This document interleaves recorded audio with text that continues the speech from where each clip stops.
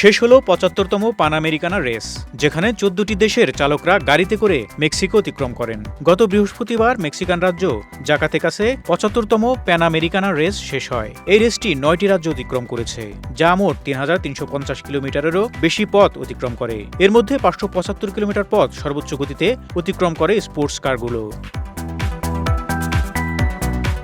ওই দিন সকাল থেকে জাকাতেকাসের রাস্তা ধরে ড্রাইভ করেন বিভিন্ন স্পোর্টস কার চালকরা। এরপর আনুষ্ঠানিক পুরস্কার বিতরণের মাধ্যমে রেসের সমাপ্তি ঘটে। প্রতিযোগিতায় স্টুডবেকার চ্যাম্পিয়নের পেছনে থাকা মেক্সিকান রিকার্ডো কর্ডেরো এবং মার্কো হার্নান্দেজকে চ্যাম্পিয়ন ঘোষণা করা হয়।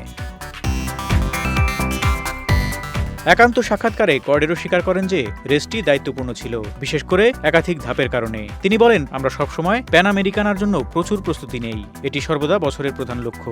রেসটি স্পষ্টতই কঠিন ছিল, কারণ এটি সর্বদা কঠিন। তবে এবার আরও বেশি, কারণ ৯টি ধাপ ছিল। এদিকে জার্মান প্রতিযোগী ভিভিয়ান জে রায়ানহ্যামার, যিনি ১৯৮৪ সালের মার্সিডিজ ড্রাইভ করেছিলেন, তিনি উল্লেখ করেন রেসে অংশগ্রহণ করা তার জন্য খুবই বিশেষ ছিল, বিশেষ করে তার দল অংশগ্রহণের সময় যে চ্যালেঞ্জের মুখোমুখি হয়েছিল তার কারণে। রায়ানহ্যামার ব্যাখ্যা করে বলেন, আমরা জার্মানি থেকে পানামায় গাড়িটি পাঠিয়েছিলাম এবং পানামা থেকে আমরা এই গাড়িতে করে এখানে এসে পৌঁছেছি। সুতরাং এটি ১৯৫৫ সালে প্রথম পান আমেরিকানায় পথ অনুসরণ করে এবং এটি একটি অলৌকিক ঘটনা। বলতে গেলে আমরা ২টি পান আমেরিকানা রেস প্রতিযোগিতা করেছি।